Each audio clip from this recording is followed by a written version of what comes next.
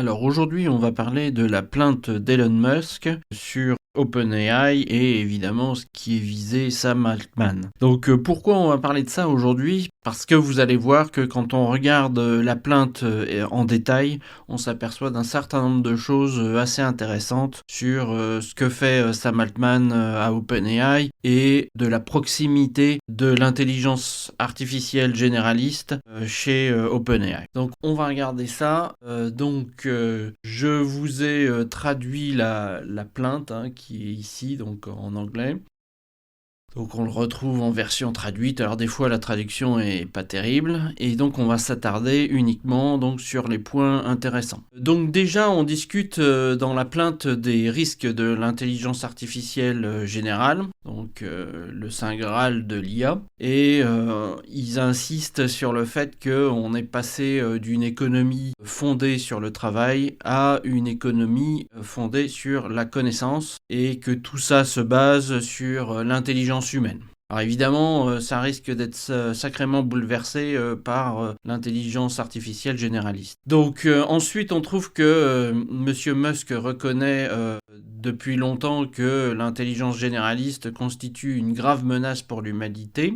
Ça, donc, il en a parlé plusieurs fois, qu'il était inquiet, donc ce n'est pas nouveau. Et donc, effectivement, on peut imaginer aussi que avec une intelligence artificielle généraliste, il n'y a plus besoin des humains, elle peut s'auto-entretenir toute seule. Donc c'est aussi pour ça qu'il est inquiet. Alors donc, si Monsieur Musk voit l'intelligence généraliste comme un risque, d'autres, évidemment, voient la source de profit qu'elle peut apporter. Et vous allez voir que effectivement tout tourne autour de ça. Donc, pour commencer à discuter de pourquoi il y a une plainte, il commence par l'accord fondateur d'OpenAI. Donc, effectivement, c'est important de comprendre comment ça a été créé. Évidemment, ça a été créé parce que l'intelligence généraliste est une menace pour la survie de l'humanité et que à terme, c'est ce que pense en tout cas Monsieur Musk, il est possible qu'elle détruise toute l'humanité et les humains dans l'univers. Donc du coup, ce qu'ils se sont dit, c'est en discutant avec Sam Altman à l'époque, c'est que il serait sûrement intéressant de pouvoir contrôler ça en ouvrant un laboratoire d'intelligence artificielle à but non lucratif et qui gérerait donc les progrès de l'intelligence artificielle pour le bien de tout le monde et non pas seulement pour le bien d'une société privée type Google. C'est les fondements d'OpenAI, donc but non lucratif pour le bénéfice de l'humanité. Donc, évidemment, ça sous-entend que la technologie ne peut pas être fermée et ne peut pas être secrète à des fins commerciales, donc tout est ouvert pour le public puisque c'est pour le bien de l'humanité. Monsieur Musk rappelle qu'il est à l'origine donc de la création d'OpenAI et qu'il a apporté un financement assez impressionnant au cours des premières années, qu'il a donné des orientations sur la recherche et qu'il a aussi permis le recrutement de scientifiques très importants comme il y a Sutskever. Pour ceux qui ne connaissent pas, il y a qui est un informaticien spécialisé dans l'apprentissage automatique, cofondateur scientifique en chef d'OpenAI. Il a apporté plusieurs contributions dans le domaine de l'apprentissage profond, avec aussi Jeffrey Hinton, etc., etc. Enfin, vous pourrez lire l'article sur Wikipédia. Alors, ce qui est intéressant, c'est un petit peu plus tard, lorsqu'on parle de sa carrière. Donc, il vient de Google pour aller chez OpenAI et selon le journal The Information, il aurait joué un rôle actif lors du licenciement de Sam Altman le 17 novembre dernier. La crise que vous avez peut-être suivie, donc Sam Altman s'est fait licencier et puis ça a fait beaucoup de papiers dans les journaux parce qu'on ne sait toujours pas pourquoi il a été licencié. Vous verrez que la plainte éclaircit un petit peu cela et que du coup il a été réintégré après par, on s'en doute un petit peu, l'influence de Microsoft. Il aurait convaincu les autres membres du conseil d'administration que Sam Altman déployait une stratégie trop commerciale, mettant sur le marché des produits trop rapidement qui ne seraient pas, selon lui, en adéquation avec la vision humaniste d'OpenAI. En fait, il a été viré d'OpenAI parce que il empêchait le développement commercial d'OpenAI.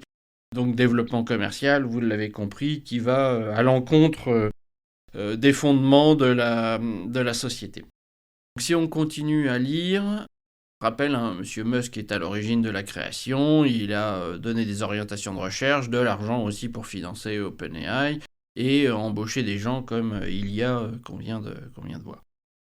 Qu'il n'y aurait pas d'OpenAI sans les contributions fondatrices et le leadership précoce de M. Musk. Donc il rappelle ça, c'est vrai que c'est important qu'il reprécise pourquoi il se plaint et quel est le rôle qu'il a eu au départ. Alors ensuite, il s'intéresse à un truc qui est très intéressant, c'est l'investissement de Microsoft dans OpenAI. C'est un point très important dans le document, c'est que a priori, la licence qu'aurait pris Microsoft ne s'appliquerait pas à la version pré-AGI, pré-intelligence générale d'OpenAI. La question qui va un peu être en arrière-plan de ce document, c'est est-ce que ChatGPT 4, dans sa dernière version qui n'est peut-être pas accessible au public, alors on peut l'appeler 4, on peut l'appeler 5, peu importe, il y a même les GPT 6 et 7 qui ont été déposés comme mots-clés par OpenAI, donc peu importe le nom, mais est-ce que du coup les technologies qui sont actuellement disponibles, pas forcément pour le public, mais en interne d'OpenAI, sont dans la licence de Microsoft, a priori, s'ils ont atteint l'intelligence artificielle généraliste, ce n'est pas inclus dans la licence de Microsoft. Donc vous allez voir que tout le drama est là, c'est que l'investissement de Microsoft dans OpenAI fait que ça transforme OpenAI, qui était plutôt une société pour le bien de l'humanité, en une société commerciale. Et l'autre drama, c'est que du coup, est-ce que la licence inclut les derniers travaux d'OpenAI? Et on verra, les derniers travaux d'OpenAI semblent montrer qu'ils ont atteint en interne l'intelligence artificielle généraliste, c'est-à-dire l'équivalent de l'intelligence d'un être humain. Voilà un peu le sujet de la plainte. Donc évidemment, déterminer si OpenAI a atteint l'intelligence généraliste est très important du coup, puisque si c'est le cas, finalement la licence Microsoft ne s'appliquerait pas aux derniers modèles qui sont en cours de développement chez OpenAI. Évidemment, les derniers rebondissements dus à l'alliance avec Microsoft font que l'accord qui a permis de créer OpenAI est caduque de facto, puisque effectivement tout est fermé maintenant et on court après le profit. Alors d'autre part, ce qu'ils disent, c'est que GPT-4 n'est pas seulement capable de raisonner, il raisonne mieux que la moyenne des humains. Bon, ça c'est discutable. Mais un fait exact, c'est qu'il a réussi à passer l'examen du barreau des avocats et qu'il a réussi à passer 77% de l'examen de sommelier avancé. Évidemment, comme je l'ai dit, on s'écarte de la mission initiale avec l'alliance avec Microsoft. Et ça a commencé déjà dès la publication de GPT-4, puisque effectivement très peu d'informations sur les techniques employées par GPT-4 sont disponibles. En fait, ce que dit le document, c'est que sauf pour OpenAI, évidemment, qui sait comment ça marche, mais aussi sûrement pour Microsoft, pour tout le reste du monde, on ne sait pas. Il n'y a pas de publications scientifiques qui décrivent GPT-4, et il n'y a que des communiqués de presse qui vantent les performances du modèle GPT-4. Donc finalement, déjà, à partir de GPT-4, la mission pour l'humanité est déjà violée finalement quelque part. On parle beaucoup de considérations commerciales. Alors, effectivement, on se demande dans le document si GPT-4 est pas déjà dans sa version actuelle en développement, puisque nous, on a une version qui est accessible au public, ceux qui payent en tout cas, qui est peut-être une version X de la version 4, mais peut-être la toute dernière version a, elle, atteint la GI, et donc comme on l'a dit, c'est important, puisque finalement, ça changerait complètement les termes de l'accord avec Microsoft. Elon Musk pense que c'est un début incomplet, GPT-4, d'AGI, en tout cas dans sa forme actuelle. Et OpenAI développe actuellement un modèle sous le nom de Q-Star, donc Q étoile, qui a une prétention d'atteindre encore plus fortement l'AGI. Microsoft n'aurait pas les droits sur ce modèle puisqu'il n'a les droits que sur le pré-AGI.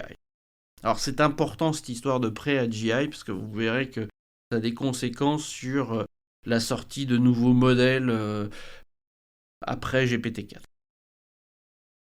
Ici, on commence à avoir des informations sur pourquoi M. Altman a été licencié, parce qu'il y a eu une perte de confiance dans sa capacité à continuer à diriger OpenAI, parce qu'il n'a pas toujours été franc avec le conseil d'administration, et que finalement il a été remis en tant que PDG d'OpenAI par l'intermédiaire de Microsoft, qui a poussé énormément pour le réinstaller sur son fauteuil et qui du coup a provoqué la démission d'une majorité des membres d'administration d'OpenAI, y compris le fameux Ilya dont on a parlé précédemment. Alors il insiste ensuite sur le fait que donc, puisque certains membres du conseil d'administration ont été virés, ils ont été remplacés évidemment par d'autres, triés évidemment sur le volet, donc sous-entendu sélectionné par Microsoft et par M. Altman sûrement, et que ces nouveaux membres sont incapables par leur connaissance de déterminer l'état d'avancée des produits chez OpenAI et en particulier si l'intelligence généraliste a été atteint avec les produits qui sont en cours de développement ou pas. En conséquence, et ça c'est vraiment le sujet de la plainte, c'est que tout ce qu'on vient de dire constitue une violation de l'accord de création de l'entreprise OpenAI, puisque c'était quelque chose qui devait être pour le bien de tout le monde, et que ça se transforme finalement en une sorte de Google à la sauce Microsoft.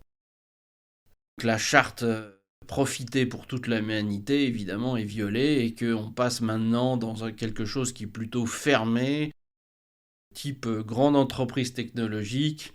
Évidemment, le type en question, c'est le type de Microsoft. Donc, le but, évidemment, maintenant, c'est de maximiser les profits de Microsoft plutôt que, évidemment, le bénéfice de l'humanité. Donc, GPT-4, comme je le disais, est déjà à source fermée et sert déjà les intérêts commerciaux principaux de Microsoft. Et vous le verrez, c'est réaffirmé à plusieurs endroits dans le document. Le PDG de Microsoft s'est vanté qu'il n'y aurait pas que ce serait pas important si OpenAI disparaissait demain, parce qu'ils ont tous les droits de propriété intellectuelle, les droits, nous avons tous les gens, la puissance de calcul, les données, nous avons tout, nous sommes au-dessous d'eux, au-dessus d'eux, autour d'eux. Donc en gros, ils ont bouffé OpenAI, si je puis m'exprimer ainsi. C'est quand même pas très flatteur pour Sam Altman, puisqu'il s'est fait bouffer finalement par Microsoft, si on en croit les déclarations du PDG de Microsoft. L'idée, c'est de contraindre OpenAI à satisfaire les buts de l'accord initial, c'est-à-dire à bénéficier à toute l'humanité et non pas à une société privée comme Microsoft. Avec évidemment quelque chose d'important, c'est que l'AGI ne tombe pas dans de mauvaises mains, rappelons-nous. Ça peut être extrêmement dangereux, donc il rappelle qu'il a discuté avec plusieurs personnes, dont on cite Demis Hassabis, qui est cofondateur de DeepMind chez Google. Ils ont discuté avec Elon Musk des grandes menaces qu'apportait l'IA, l'intelligence artificielle et puis l'intelligence généraliste d'une manière générale. Évidemment, que ça pouvait impliquer pour la société. Donc les deux ont convenu qu'ils étaient inquiets de la superintelligence et que ça pouvait constituer une menace pour l'humanité. Alors, concernant Monsieur Page, lui par contre, il est indifférent, donc à ces risques. Larry Page, PDG de la société mère de Google. Lui, donc, il est indifférent au risque de l'IA sur la société, qui dit les systèmes d'intelligence artificielle pourraient remplacer les humains, rendant notre espèce inutile ou même éteinte. Donc ça, c'est Musk qui dit ça, et Page lui répond que ce serait tout simplement la prochaine étape de l'évolution, et que Musk, s'il s'inquiète autant pour l'espèce humaine, c'est que c'est sûrement un spéciste. S'il a vraiment dit ça, c'est quand même assez profond comment ce mec-là est complètement décalé. Et donc Musk lui répond, bah oui, je suis pro-humain. Bon, ça, je pense que tout le monde l'est, à part quelques spécimens comme Monsieur Page. Musk aussi indique qu'il a discuté à l'époque avec le président Obama, qu'il avait l'air d'avoir bien compris les dangers de l'intelligence artificielle, et qu'il avait proposé de faire une réglementation, mais qu'évidemment, comme beaucoup de politiciens, elle n'est jamais venue. Altman a déclaré que si l'AGI était disponible, ce serait le plus grand développement dans le domaine de la technologie, et il a signalé que beaucoup d'entreprises font des progrès vers l'AGI, mais a reconnu la triste réalité que les bons en intelligence artificielle sont très secrets, donc à source fermée finalement. Donc ça c'est intéressant parce que ça veut dire que finalement aussi c'est une justification au nouveau virage d'OpenAI, puisque si les bons ne dévoilent pas leurs secrets, bah pourquoi OpenAI le ferait? S'il veut être bon, il faut aussi qu'il soit fermé. Donc finalement, quelque part, peut-être il se dit ça, que s'il veut continuer à faire prospérer OpenAI, en admettant que l'alliance avec Microsoft ne l'ait pas complètement bouffé, ben il faut effectivement travailler à source fermée. Le raisonnement est discutable, on va dire. Alors ensuite, qu'est-ce qu'on a d'intéressant? Donc ils appellent ça intelligence artificielle surhumaine. Effectivement, ça serait une très grande menace pour l'humanité, qui à l'époque, donc en 2015, lorsqu'ils ont créé OpenAI, ils étaient d'accord que si ça arrivait, il faudrait combattre ce risque. Et à l'époque, donc, ils pensaient que ça n'arriverait pas de sitôt et que effectivement, ça serait très loin. Vous voyez qu'on a beaucoup progressé, puisque effectivement, de 2015 à aujourd'hui 2024, on voit que l'intelligence a beaucoup progressé. Et on verra dans le document qu'il y a pas mal d'allusions qui font penser que OpenAI a déjà un modèle qui est surhumain. Voilà, il revient un petit peu sur la création d'OpenAI. Donc ça, c'était les discussions qui ont permis la création. Donc il voulait créer un nid combinator, type de projet Manhattan pour l'IA. Truc vraiment qui est un bulldozer, mais pour le bien de l'humanité. Avec une technologie qui appartient au monde, à but non lucratif, donc une sorte de laboratoire open source d'IA. Donc ça, c'était les actes fondateurs d'OpenIA. Donc c'est vrai que c'est important de rappeler d'où on part pour évidemment se plaindre d'où on est arrivé. Après, on va sauter tout un tas de trucs qui sont moins intéressants. Alors on arrive où? Voilà. Là, on en vient à accuser Microsoft, qui a fait fortune en vendant GPT-4 au public. Et que finalement, ça ne devrait pas être le cas, puisque, étant donné les statuts initiaux d'OpenAI. Alors, ici, on arrive à quelque chose d'intéressant. Donc, Reuter a rapporté qu'OpenAI est en train de développer un algorithme secret QStar.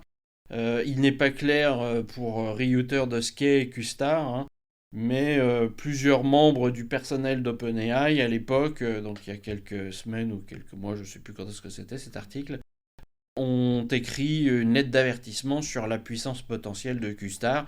Donc ce qui fait douter du fait que ce fameux QStar serait peut-être la fameuse AGI dont on parle, donc l'intelligence supra-humaine. Voilà, donc c'est ce qu'on raconte un petit peu dans la suite. Si c'est le cas, ben effectivement, on rappelle dans la plainte que la licence qu'a Microsoft avec OpenAI ne contient pas l'AGI. Vous verrez que ça, encore une fois, c'est important de s'en rappeler pour la suite. Alors qu'est-ce qu'on nous dit après? Que le licenciement de M. Altman est essentiellement dû à la percée dans l'intelligence suprahumaine. Encore une allusion assez claire qui laisse penser que Musk croit dur comme fer que OpenAI a déjà une intelligence suprahumaine. Donc c'est peut-être le fameux Q-Star, peu importe son nom en fait. Les membres du comité d'administration avant qu'il soit remplacé étaient préoccupés par la sécurité et la menace que constituait ce fameux Q-Star pour l'humanité. D'où la tentative de faire virer Sam Altman. Alors là, on rappelle encore une fois ce qu'on a dit tout à l'heure. Monsieur Nadella a déclaré: si OpenAI disparaissait demain, je ne veux pas qu'aucun de nos clients puisse s'inquiéter. Nous avons tous les droits, nous pouvons continuer à innover et nous ne faisons pas que distribuer un produit. Nous pouvons faire ce que nous voulons nous-mêmes. Nous avons les gens, nous avons la puissance de calcul, nous avons les données, nous avons tout. Donc il laisse, comme tout à l'heure, penser, Monsieur Nadella, PDG de Microsoft, que finalement il possède la propriété intellectuelle d'OpenAI et que finalement OpenAI est une coquille vide. Donc je ne sais pas si c'est une vantardise, mais effectivement, en tout cas, c'est ce qu'il a l'air de penser. Quand même assez inquiétant. Après, on a une discussion sur effectivement l'éviction de Monsieur Altman et le fait que les gens qui ont voulu le virer pensaient que c'était mieux pour l'humanité et qu'il valait mieux qu'OpenAI se consacre à l'humanité plutôt qu'au profit. Donc il y avait une histoire effectivement avec Microsoft. Microsoft a rendu OpenAI avide d'argent et a transformé cette société qui avait sûrement déjà un peu commencé à être transformée en véritable entreprise à but lucratif. D'où la plainte, puisque effectivement on détourne les statuts. Donc là, encore une fois, on retrouve la série de phrases de Microsoft qui dit: nous y sommes, nous sommes au-dessus d'eux, en dessous d'eux, autour d'eux, donc nous les enveloppons. Nous faisons des optimisations du noyau, nous construisons les outils, nous construisons l'infrastructure. C'est pourquoi je pense que beaucoup d'analystes industriels disent: oh waouh, c'est vraiment un projet commun entre Microsoft et OpenAI. La réalité, c'est que nous sommes, comme je l'ai dit, très autosuffisants dans tout. C'est marrant qu'il dise ça puisque Microsoft a aussi annoncé un partenariat avec Mistral AI, le concurrent français de ChatGPT, si on peut dire. Plus petit. Mais donc, s'ils sont autosuffisants et que OpenAI a atteint la GI, pourquoi aller piocher aussi en France? Bon. Donc après, qu'est-ce que nous avons d'intéressant? L'intérêt financier énorme de Microsoft fait que, étant donné la licence qu'ils ont, que, évidemment, vu qu'ils ont le contrôle aussi du board d'administration, du conseil d'administration, ils vont surtout pas déclarer qu'ils ont atteint l'intelligence supra-humaine, puisque ça signifierait que la licence est expirée et qu'il faudrait en construire une autre. Du coup, ce que dit la plainte aussi, c'est que les intérêts de Microsoft dans OpenAI font que ils ne veulent surtout pas que OpenAI déclare avoir déjà atteint l'intelligence supra-humaine. Ici, on rappelle que on est parti d'une entreprise qui était pour l'intérêt du public et qui est devenue une entreprise complètement fermée qui ne sert que les intérêts de Microsoft. Là, on revient un petit peu sur la coquille vide dont on parlait tout à l'heure. Ici, ils disent qu'effectivement, on ne sait toujours pas exactement ce qui s'est passé lorsque M. Altman a été viré. Il y a quelques indices qui sont donnés précédemment. Rappelle que la recherche du profit, ça c'est dit plein de fois dans le document. Ensuite, ils disent que des économistes ont souligné que le nouveau conseil d'administration est beaucoup plus susceptible d'autoriser M. Altman à faire grossir OpenAI le plus rapidement possible, quelle que soit la gravité des coûts sociétaux. Donc finalement, encore une fois, OpenAI est passé du mauvais côté de la barrière et ne pense qu'à l'argent. sûrement sous l'impulsion de son partenaire, hein, c'est un peu ce qui est dit dans le document, son partenaire qui est Microsoft. Le but non lucratif initial a été abandonné.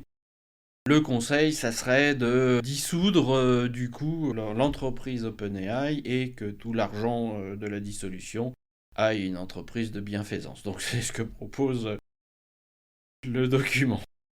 Alors ensuite, il parle d'une enquête de Ward qui a révélé qu'OpenAI a récemment fermé l'accès au public de documents clés qui auparavant étaient disponibles. Alors j'ai retrouvé le fameux article, je vous l'ai fait traduire parce que c'est en anglais. Donc OpenAI a discrètement abandonné sa promesse de divulguer des documents clés au public. Depuis sa création, OpenAI a déclaré que ces documents constitutifs étaient accessibles au public. Lorsque Ward a demandé des copies après le drame, donc l'histoire de l'éviction de Sam Altman, ils ont refusé de les fournir. Alors, on va regarder ça un petit peu plus près. De riches entrepreneurs technologiques, dont Elon Musk, ont lancé OpenAI en 2015, en tant que tout ça on le sait. Conformément à cet esprit, les rapports d'OpenAI adressés aux autorités fiscales américaines indiquent depuis sa création que tout membre du public peut consulter des copies des documents constitutifs et de ses états financiers et des règles en matière de conflit d'intérêts. Mais lorsque Ward a demandé ces documents le mois dernier, OpenAI a déclaré que sa politique avait changé, que la société n'avait fourni qu'un état financier restreint qui omettait la majorité de ses opérations. Donc en gros, on ne sait pas trop ce que gagne OpenAI, par quelles activités et en quelle quantité. Nous fournissons des états financiers sur demande, a déclaré le porte-parole de l'entreprise. Mais bon, manifestement, ils n'ont pas fourni, quoi. Hein. Donc voilà ce à quoi fait référence ici ce paragraphe. On continue notre exploration. Monsieur Altman serait en pourparlers avec des investisseurs du Moyen-Orient pour lever jusqu'à 7000 milliards de dollars. Donc 7000 milliards de dollars, c'est énorme. Hein. Je ne sais pas si vous vous rendez compte, mais aucune entreprise n'a jamais levé autant d'argent depuis la création du monde. Soi-disant donc pour créer un réseau d'usines pour la fabrication de puces informatiques à base d'IA. Pourquoi on en parle dans ce document, hein, c'est parce qu'effectivement si on a besoin d'autant d'argent pour créer des puces spécifiques à l'IA, alors qu'il en existe déjà, ben c'est sûrement que OpenAI a déjà réussi cette intelligence supra-humaine et que par contre elle consomme beaucoup de ressources informatiques et que du coup Sam Altman, pour que ce soit rentable d'utiliser cette supra-intelligence, se disent il faut que je fabrique des puces spécifiques pour cette supra-intelligence qui feront qu'elle aura un coût de fonctionnement acceptable. Voilà pourquoi on parle de ça ici. Ensuite, on parle aussi que M. Altman a cité la possibilité d'utiliser les Émirats Arabes Unis comme une sorte de bac à sable réglementaire ou de laboratoire finalement où on testerait des technologies à base d'IA. Sympa. Effectivement, on rappelle encore une fois qu'OpenAI était le pionnier du développement sûr et responsable de l'intelligence artificielle et que maintenant il a fermé ses portes et a amené le plus grand investisseur à prendre le contrôle finalement de l'entreprise, etc. Donc on rappelle tout ce qu'on sait par ailleurs. Donc ça c'est la fin qui est intéressante aussi. Donc là on en est à la résolution. Donc comment on règle ce problème, hein, on en est là, prière pour la résolution. B et C sont intéressants. Pour une décision judiciaire selon laquelle GPT-4 constitue une intelligence artificielle généraliste et donc est en dehors du champ d'application de la licence d'OpenAI à Microsoft. Donc si GPT-4 est déjà un premier pas dans l'intelligence surhumaine, la licence telle qu'elle existe aujourd'hui entre OpenAI et Microsoft fait que Microsoft n'aurait pas le droit d'utiliser GPT-4 et donc il y a peut-être une violation de la licence dans l'usage de GPT-4. Donc ça c'est déjà une première chose, c'est statuer sur le fait que GPT-4, alors peut-être pas la version que nous on a en tant qu'utilisateur, hein, mais peut-être une version plus avancée qui serait dans le labo d'OpenAI, serait peut-être déjà un premier pas pour une intelligence artificielle surhumaine. Et dans ce cas, Microsoft ne pourrait pas l'utiliser avec sa licence actuelle. Ensuite, donc on parle de ce fameux modèle Q-Star et de tous les autres qu'on ne connaît peut-être pas et qui sont en cours de développement. On a parlé, j'ai fait une vidéo sur Sora, donc je vous invite à aller regarder. Donc le générateur de vidéos qui simule de manière exceptionnelle les environnements de manière réaliste. Donc il y a plein de choses sûrement qui sont en cours de développement chez OpenAI et qu'on ne sait pas, avec tout l'argent qu'ils récoltent. Pour une décision judiciaire selon laquelle Q-Star et tous les modèles en cours de développement sont en dehors du champ d'application de la licence d'OpenAI à Microsoft. Vous avez compris maintenant le sujet de la plainte. Le sujet de la plainte, si on résume, c'est que OpenAI devait être une entreprise qui est créée pour le bien de l'humanité, qui pour éviter que certaines sociétés comme Google et d'autres, maintenant Microsoft, s'approprie l'intelligence artificielle. Cette société a été créée, OpenAI, pour partager un savoir-faire avec le monde entier. Et ce partage s'est arrêté à partir de GPT-4, à peu près. Ça a accéléré encore plus avec la licence Microsoft. Maintenant, on est dans le cadre d'une société complètement fermée, complètement privée et complètement à but lucratif. D'où la plainte, puisque finalement Elon Musk n'a pas été co-créateur d'OpenAI pour faire une société à but lucratif. Surtout qu'il a injecté des fonds et du savoir-faire dedans. Donc on peut comprendre ça. Et puis l'autre chose qu'il faut retenir, c'est que plusieurs fois sont indiqués dans le document que soit GPT-4 est proche d'être une intelligence surhumaine, ou alors d'autres modèles qui seraient en cours de développement chez OpenAI auraient déjà atteint l'intelligence supra-humaine. Et donc ça veut dire quoi ? Ça veut dire que c'est inquiétant, puisque comme Elon Musk le dit si bien, un modèle qui serait plus intelligent que l'humain pourrait faire des dégâts dans la société. Alors on peut parler de plein de choses, on peut parler de supprimer tous les jobs. Évidemment, si on a un truc qui coûte pas très cher, en admettant, avec les fameuses puces qu'essaye de construire Sam Altman, avec ses 7 000 milliards de dollars, donc on pourra avoir cette fameuse intelligence qui tourne rapidement et pour assez peu d'argent, et finalement donc tous les jobs seraient à la portée de cette IA, pour moins cher que le coût de travail d'un humain, donc plus personne n'aurait de boulot, plus donc aussi les risques que cette IA vole de ses propres ailes et puis s'éloigne du but d'aider l'humanité et finalement vole par elle-même et obtient ses propres buts. Et puis peut-être ses propres buts seront d'éliminer les humains puisque on utiliserait des ressources que cette IA généraliste aurait aussi besoin, comme de l'électricité, des métaux, du silicium, de la place sur la planète. Et donc on viendrait en concurrence à cette IA. Le scénario à la Terminator. Donc tout ça, c'est ce que pense Elon Musk, violation des règles initiales d'OpenAI, danger parce que ça se trouve, ils ont déjà l'intelligence artificielle généraliste et ils cherchent juste à la rendre commercialisable, et que en plus, Microsoft a pris une espèce de contrôle sur OpenAI, où maintenant OpenAI est juste une coquille vide, comme le dit si bien le PDG de Microsoft. Voilà, donc je voulais partager tout ça avec vous parce que je trouve que ce document il est quand même riche en informations. Effectivement, ça ouvre des perspectives plutôt inquiétantes sur l'évolution de l'intelligence suprahumaine ces derniers temps et par rapport à l'évolution d'OpenAI. Voilà, j'espère que ça vous a intéressé. N'hésitez pas à vous abonner si c'est pas déjà fait, ça fait toujours plaisir, ça valorise le travail de la chaîne. Voilà, à bientôt pour la prochaine vidéo.